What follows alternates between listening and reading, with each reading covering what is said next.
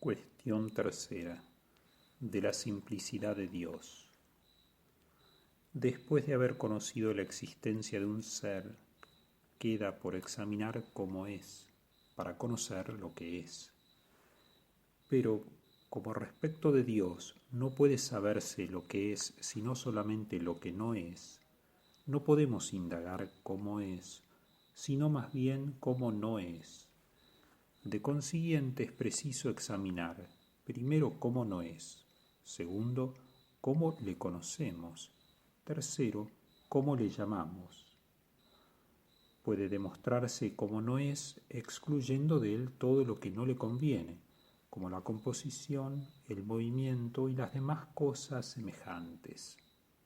Trataremos, pues, primero de la simplicidad de Dios, que excluye de él toda composición, y puesto que en las cosas corporales las más simples son imperfectas y partes de algún todo, nos ocuparemos, segundo, de su perfección; tercero, de su infinidad; cuarto, de su inmutabilidad; y quinto, de su unidad. Respecto a su simplicidad, se nos presentan 8 cuestiones. Primer artículo: ¿Dios es un cuerpo compuesto de partes cuantitativas? Segundo: ¿está compuesto de materia y de forma?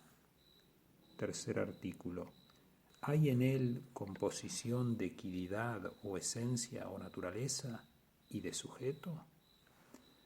Cuarto artículo: ¿hay en él composición de esencia y existencia? Quinto artículo: ¿hay en él composición de género y diferencia? Sexto artículo: ¿hay composición de sujeto y de accidente? Séptimo artículo: ¿está compuesto de algún modo o es totalmente simple? Octavo artículo: ¿entra Dios en composición con otros seres? Artículo primero. ¿Dios es cuerpo? Objeción primera. Parece que Dios es un cuerpo, porque cuerpo es lo que tiene 3 dimensiones, y la Sagrada Escritura atribuye a Dios 3 dimensiones, pues se dice en Job 11:18, es más alto que el cielo, ¿y qué harás? Más profundo que el infierno, ¿y cómo le conocerás? Más largo que la tierra y más ancho que el mar. De consiguiente, Dios es un cuerpo. Objeción segunda. Todo lo que tiene figura es un cuerpo, puesto que figura es una cualidad que se refiere a la cantidad. Pero Dios parece tener figura, porque está escrito en el libro del Génesis 1:26. Hagamos al hombre a nuestra imagen y semejanza. Y las palabras imagen y figura son sinónimas según estas otras. Hebreos 1:3. Cristo es el esplendor de la gloria del Padre y la figura de su sustancia, es decir, la imagen. Por lo tanto, Dios es un cuerpo. Objeción tercera. Todo lo que tiene partes corporales es cuerpo. La Escritura atribuye a Dios partes corporales, porque se dice, Job 40:4, si tiene un brazo como Dios, y en los Salmos, Salmo 33:16 y 117:16, los ojos del Señor sobre los justos y la diestra del Señor hizo proezas. De consiguiente, Dios es un cuerpo. Objeción cuarta.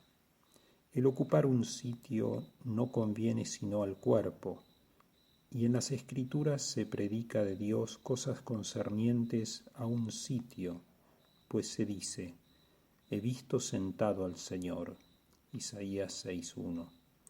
El Señor está de pie para juzgar, Isaías 3:13. Luego Dios es cuerpo.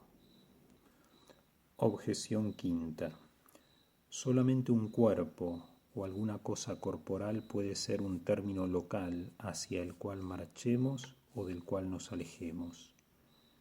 En la Escritura Dios está designado como un término local ut ad quem. Llegaos a Él y seréis ilustrados. Salmo 33, 6. Y como un punto de partida acuo. Los que se alejan de vos serán escritos sus nombres en la tierra. Jeremías 17, 13. De consiguiente, Dios es cuerpo. Por el contrario, se dice, Juan 4:44, Dios es espíritu. Conclusión. Siendo Dios el primer motor inmóvil, el primer ente y el más perfecto de todos, es imposible que sea cuerpo. Responderemos rotundamente que Dios no es cuerpo, lo que puede demostrarse de tres maneras. Primero, porque ningún cuerpo mueve, a no ser el movido, como se ve examinándolos todos en particular.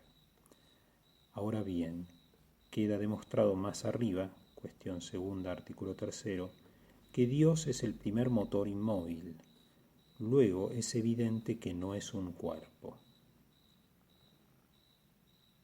Segunda manera, porque es necesario que el primer ente exista en acto y de ningún modo en potencia, pues aunque en un solo y mismo ser que pasa de la potencia al acto, la potencia tenga prioridad de tiempo en relación al acto, sin embargo, absolutamente hablando, simpliciter, el acto es anterior a la potencia, porque lo que existe en potencia no se reduce al acto sino por medio de un ser que esté en acto.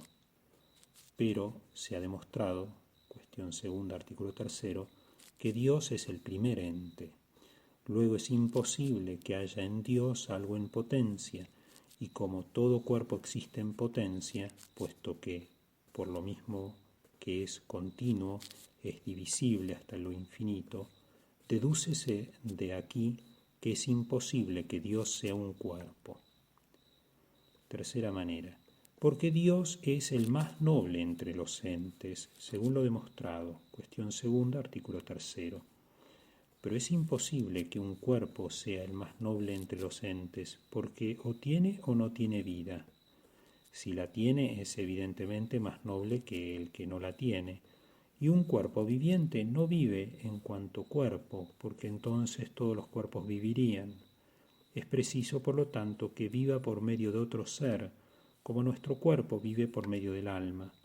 Y como lo que hace vivir al cuerpo es más noble que él, resulta de aquí que es imposible que Dios sea un cuerpo.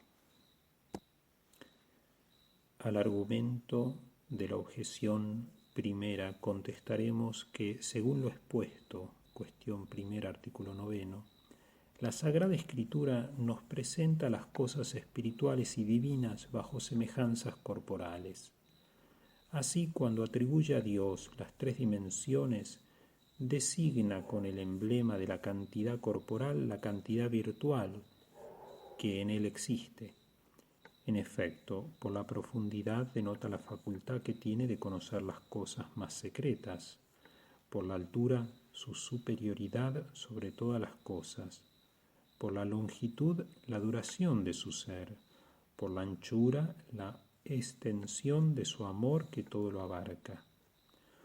O bien, como dice San Dionisio, por la profundidad de Dios se entiende la incomprensibilidad de su esencia, por su longitud el alcance de su virtud, que penetra todas las cosas, por su anchura la difusión de su ser sobre todas sus criaturas, según que las acoge a todas bajo su protección.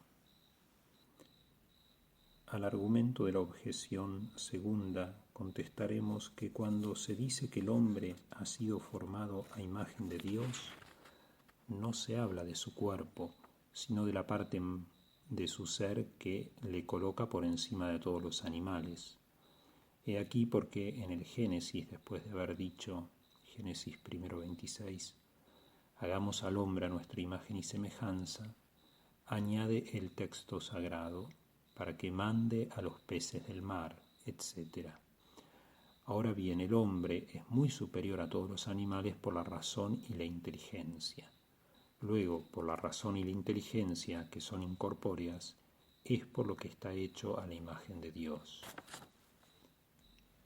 Al argumento de la objeción tercera contestaremos que en la Sagrada Escritura se atribuyen a Dios partes corporales según cierta analogía fundada sobre la naturaleza de sus actos. Así, siendo el acto del ojo el ver, cuando se habla del ojo de Dios, se quiere expresar únicamente la facultad que tiene de ver, no por medio de algún sentido, sino por su inteligencia. Lo mismo sucede con los otros miembros. Al argumento de la objeción cuarta contestaremos que no se atribuyen a Dios diferentes posturas sino metafóricamente. Así se dice que está sentado para significar por medio de esta imagen su inmovilidad y su autoridad, y se dice que está de pie para expresar la fuerza que despliega, combatiendo todo lo que se le opone. Al argumento de la objeción quinta contestaremos que no se aproxima uno a Dios salvando corporalmente un espacio, puesto que está en todas partes, sino que se aproxima o se aleja uno de él según los afectos del alma. Así, el acceso y el desvío que se aplican al movimiento local son metafóricos y no deben entenderse sino respecto de las afecciones espirituales.